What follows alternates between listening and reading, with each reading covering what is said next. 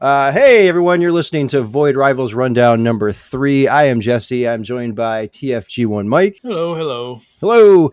Yeah, we're still doing this. This is the third rundown of the comic here. We still don't have a name for this thing yet. Well, yeah, for your lovely YouTube channel here, we don't, but I'm just putting it as an episode of the Pullbag after the fact. And the thing is that I don't remember seeing whether this is a full ongoing, a 5-issue minis. I don't remember between the last time we recorded and now. And yeah, we are continuing on with Void Rivals number 3, like you said. For anyone who doesn't know, who's been living under a rock, written by Robert Kirkman. Art is done by Lorenzo De Felici. The colorist is Matthias Lopez, and the letterer is Russ Wooten. Yeah. So as you were saying that, this is an ongoing comic series. Okay. Which kind of, as we get to the end of the synopsis here, I got a question about the ending of this comic. So. Okay. All right. So, again, this is Void Rivals number 3. I'm going to do a quick synopsis here. The first one here comes from imagecomics.com. So it says Robert Kirkman and Lorenzo De Felici's new shared universe debuts a monstrous new villain. Fighting for their lives to return to the Sacred Ring, Darak and Solila face a new threat, capture. And they're not the only prisoners on this ship. So, quick rundown here from my notes. So, Darak and Solila pick up the fight with the Skuxoid from the last issue. So if you didn't read number 2, go back, read number 2. You can listen to our breakdown of that here on my video or up on geekcastradio.com. From there, Darak is taken down by the Skuxoid, who in turn is taken down by Solila, who appears to be a really skilled fighter, not just a pilot. The two escape the Skuxoid and run through the ship looking for a place to hide. They stumble upon a room with a giant robotic scorpion they have to fight. Solila holds her own fighting it while she lures it into a mechanical door, which Darak is able to smash it with. Afterward, They hear a voice from a nearby prisoner cell. Turns out to be a Quintesson executioner. The Quintesson quickly tries to befriend the two as they rush to try to escape using the Quintesson ship. When they reach the ship, they are met by the Skuxoid, who explains that the Quintesson can't be trusted. Upon further research, the Skuxoid has learned that Darak and Solila are not enemies after all. So Darak and Solila are able to make a deal with the Skuxoid, giving them a ship, and then leaving the Quintesson there with the Skuxoid. After a few days on the ship, as they near the Sacred Ring, Solila seemingly turns on Darak, leaving us with our issue 3 cliffhanger. So where do you want to start? I guess we can start with the Quintesson because you had questions all about the Quintessons. Yeah, I mean, so going back to the Transformers the movie, right? Mm-hmm. So they call essentially all of those beings that we see when Hot Rod and Cup are kind of captured. They're all referred to as the Quintessons. Mm-hmm. And Quint, right, means 5. Right. And really all we see there is one character who has the 5 faces. But everyone's referred to as a Quintesson. So we did a little research before this. You sent me some notes. I was able to find some notes as well. The character we're introduced here within the comic that we also see in the movie is referred to as the Quintesson executioner. Actually, is it the executioner or the prosecutor? Do I have that wrong? Is it prosecutor? Yeah, the executioners are the... Yeah, that doesn't look like... Let me. Oh, you're right. You're right. Yeah, sorry. Okay, the Quintesson prosecutor. Yep. Yeah, the Quintesson prosecutor, because So the way that I see this is that Quintessa is the name of the planet, regardless of, obviously logically Quint means 5, whatever, but Quintessa is the name of the planet. They say the name of the planet several times in the movie. They are all Quintessons, just like Earth is the name of our planet and most humans are all Earthlings kind of thing. Like, that's the only logic I can see as to calling them Quintesson judge, Quintesson bailiff, Quintesson executioner, prosecutor, scientist, etc. It's just that's their race, I guess. I don't know. I know, it seems very odd. Well, it is fiction, and it was 1980s fiction, so who knows? So, I mean, if you don't have a picture of this guy up, he essentially has like an alien from like the Alien movies sort of head, right? Sort of elongated backwards. And he's got like tentacles for arms. And just like the 5-faced Quintesson, he's got like some sort of, I don't know, power booster thing on the bottom so he can float. Yeah, he's got a jet type, thing. So that's kind of the description of what he looks like. Yeah. But I think back in, was it the last episode? Maybe it was the first one, where I thought maybe we would see a Quintesson as a character who pops up and here he Mm-hmm. is. There So, he is. That's right. so I guess as a character from the Transformers universe, is this one that you were happy to see? Is there another character you wish you would have saw? I think what they're doing here, what because the other thing is, since we've done the last one, I believe SDCC had happened, and they had done or maybe we talked about this last time. I don't remember, but they did the Skybound Transformer panel recap from San Diego Comic Con. I don't remember if we talked about that or not. And the only thing I'm gonna bring up here is that. Let's see. Robert Kirkman created giant building blocks for Johnson to work off of story-wise. So Kirkman created the building blocks for this, and Johnson is using. I mean, he's a good writer, or whatever else, but Kirkman's writing this. So if Kirkman's making the building blocks, I like the small. Like, if Void Rivals is supposed to be this brand new sci-fi space series that has hints at other things that are happening somewhere else at some point within the Skybound Entertainment new Transformers Energon universe, I'm perfectly fine with that. I like these kind of like I don't want to see Darak and Solila come up against Thundercracker or whatever. I don't want to see I like the way that this is going where you're seeing random bits of here's a Skuxoid. Skuxoids were from season 3 as we talked about last issue. Here's the Quintesson prosecutor. What the hell is he doing imprisoned with this other and the funny thing about the Skuxoid is, like it says in this comic, the Skuxoid is only doing it for the money. He's not doing it for anything else other than Right. to get paid. And if he Right. ain't getting paid, then he ain't gonna do it. Well, so I got another question for you. So Sure. in the first issue, we saw Jetfire. Yep. In issue 2, right, we saw the Skuxoid. Still in this one, we saw the Yep. Quintesson in this one. We know that the Transformers comic, which is debuting in October, Right. is kind of, I presume, based on what we've seen of a preview, is set kind of back in that 1984 time period. Yes. So it is completely set in. Yes, it is. Yeah. I saw again. It was another panel or another breakdown or whatever. Oh no, here it is. Yeah, it's basically 1984. One of the Q&As was the Autobots are navigating this brand new world to them, Earth, for the first time. No plans to tie in other Hasbro properties, visionaries, and humanoids at this time. Clear. What I loved about this Q&A response: clear separation between what Paramount does with Transformers and what Skybound is doing. They do have plans to republish older comic content from IDW and Marvel, so there is that. And Skybound, even though they're starting with the 84-85 Transformers characters, they are not limited to those with their Transformers comic. Kirkman jokes that he wants to get Bulkhead into the comic. Is it confirmed anywhere though that the time period? I know they're starting with the 84-85 figures Mm-hmm. or characters, but is it confirmed anywhere that the timeline for the comic is actually set in the 80s? I don't think so, Because but what my question for you was going to be was, okay, we saw Jetfire in the first issue, mm-hmm. and he took off seemingly to go somewhere, right? And we've got some other characters that we know from the world of Transformers that we saw in issue 2, and then here in issue 3. If the Transformers series is taking place in the 80s, do you think what we're seeing here within Void Rivals may be a completely different time period? Like maybe some point in the future? Like again, we saw Jetfire, but he would crash landed there, had been there for who knows how long. Yeah. Maybe he was there at some point in the future that we will get to within the Transformers comic series. I'm not sure. I really am not sure. I don't remember if the first 2 issues, if a date or a year was ever set for Void Rivals. Like, I don't, like, it doesn't even say. I mean, we pick up issue 3 right where issue 2 left off with them facing off against the Skuxoid. So Right. it doesn't really have previously on, and this is the year 2157 or whatever. Right. And I don't remember the first 2 issues specifically saying a date of a They did year at not. all. So Nope. yeah, so I'm going to be an ass here and assume that it is sometime before 1984, 1985.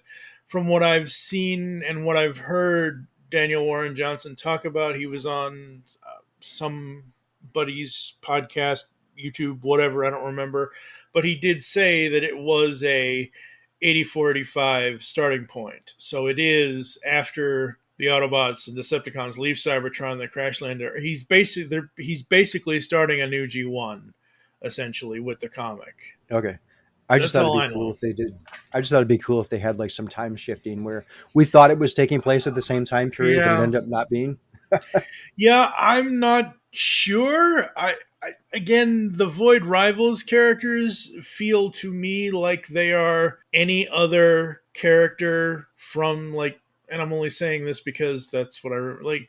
When the Skuxoid goes into the port in season 3, when the Skuxoid is in season 3 of the cartoon, like all the other species of peoples that are there, the Skuxoid, the this character, it's like going into the cantina in Star Wars. You have all Right. these characters together, and I'm assuming that Darak and Solila are not characters from the future or the past or whatever timing.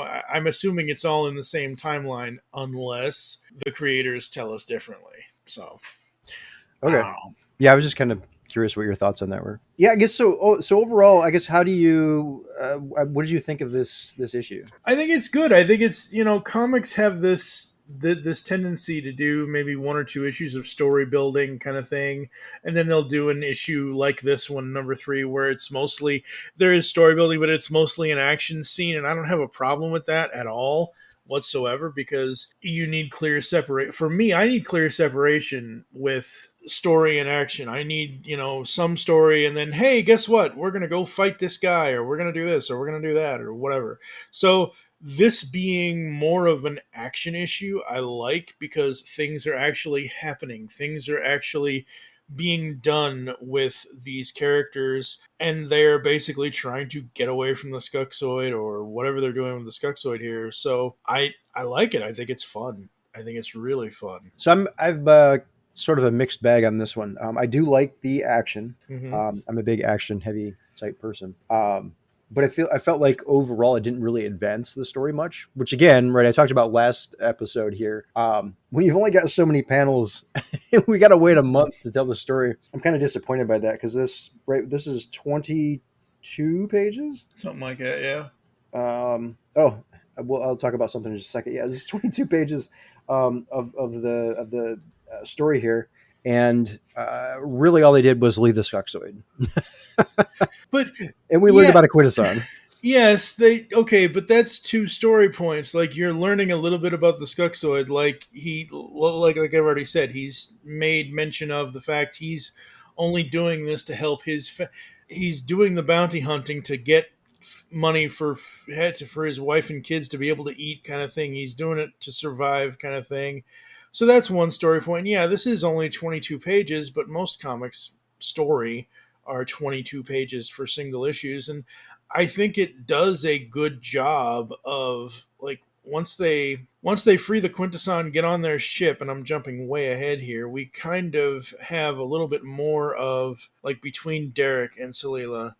Oh, come on, how can you be so negative? I don't know about you, but I was pretty sure we'd be dead by now. So we have some characters here. It's just that the action in this takes over a little bit more, but I'm always the one that has problems with pacing in comics at times. If things happen that I just don't think should be happening, or I just don't get it, I got this pretty easily. It's like, fight the Skuxoid, escape. Oh wait, before we escape, there's another mysterious voice, and then there's this one-headed tentacle jet firing prosecutor Quinto. Okay, well, so now who can we trust? Do we trust the Skuxoid, or do we trust the Quintesson, and blah blah blah blah?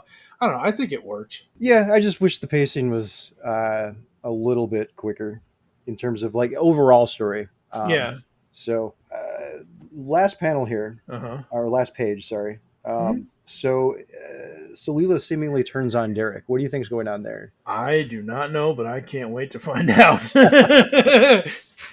So I guess so. The lead up to this is right. They're approaching the Sacred Ring. Sacred Ring is split essentially into two, one for each one of their races, Yep. and they're each going to basically go their own separate ways, so that they're not landing together in one one side of the ring. Right. And this is when she seemingly turns on him and uses some sort of electric zappy power from her staff. Yeah. It knocks him out. I'm wondering, like, if she's going to sort of take him to her side of the ring as a quote unquote prisoner. I don't know. I guess. Yeah. No, I don't know what's going to happen with her. Why she did the thing to Derek, and whether she's taking him prisoner. And hey, so far they've kept each other alive. Who knows? Right. Yeah. So I'm almost wondering if that's kind of what's going to happen. She's going to take him to her side. If you go see what page is this on. Again, I'm looking at the digital version of the comic. Me too. If you go to page 30, right, we get the cover for Void Rivals number 4. Okay. It's someone sitting on some sort of throne there. Based on the colors, I would think it would be on Solila's half of the ring. Yeah, most likely. So like I've said, I'm almost wondering if she's going to take him there as a sort of quote unquote prisoner. But if, essentially knocking him out was kind of sort of a way to kind of help protect him. I think she's ultimately still going to be working with him. They're going to be working together, but I'm wondering if she's just kind of doing this, I guess, for her benefit when she does take him to her side of the ring. My thoughts would be that he would essentially be a prisoner, but that she would help him kind of once they're there. Yeah, maybe. I'm not sure, but again, this is an ongoing series, so I can't see them being foes here. I think they're going to continue to team up as the series goes on. Yeah, I think this shocking cliffhanger kind of thing is, number one, we're at the 3rd issue. We need to do something besides random, I don't mean random as in to be insulting, but random Transformers guest appearances. We need to do something with these characters. We need to, like was said earlier in the comic, she's not just a pilot, is she? Kind of like there's more to... No, Jesse, damn it. There's more to her than meets the eye.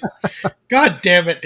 I was hoping not to have to make that reference, but and that's the thing, is that who knows? Maybe she is doing this to protect him. Maybe she is doing this to, well, we don't know, because she just does it.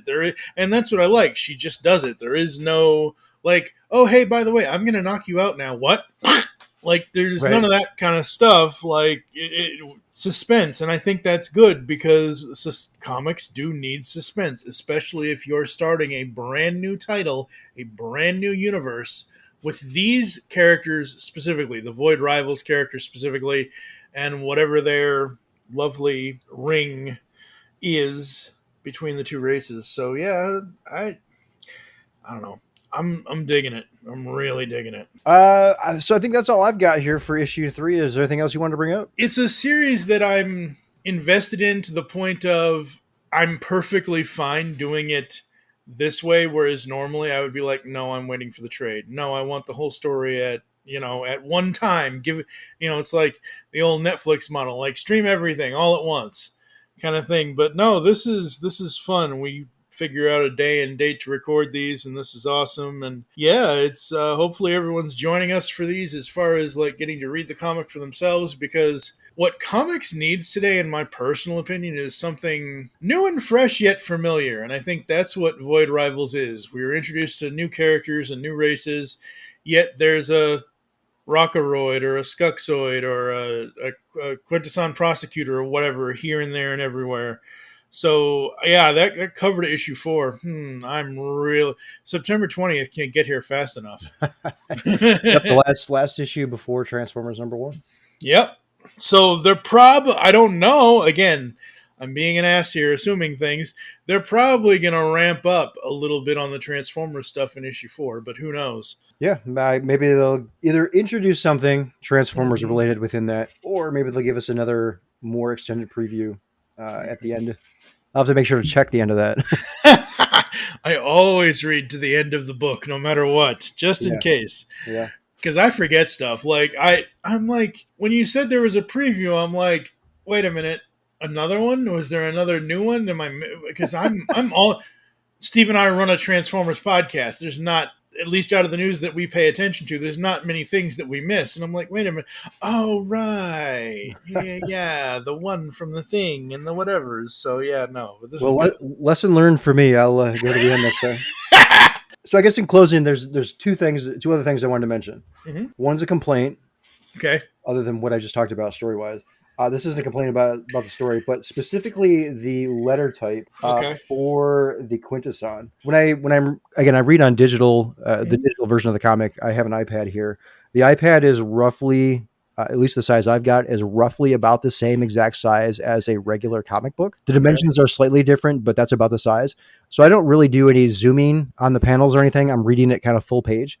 Mhm. And at that view, I had a hard time reading some of the characters for the words for the Quintesson, Okay. like the excuse me, the A and the R. That was very hard for me to distinguish between a couple of those within the words that he was saying.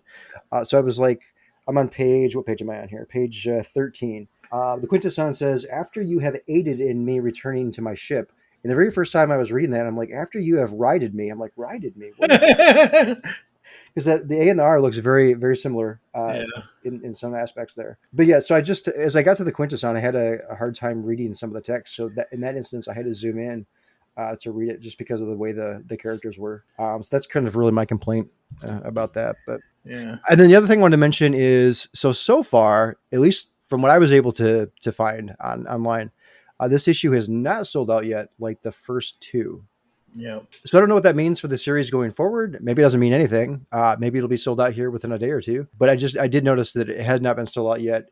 We've not gotten word that it is going to be reprinted yet. And if it is going to be reprinted, we don't have any pictures of what those covers might look like at this point. Yeah, they'll probably do that a little bit closer to the time, maybe. I don't know. Let's see. I'm not Because the sure. first two sold out like the same day it was released, day or Yeah, two. pretty much. Yep. Yep.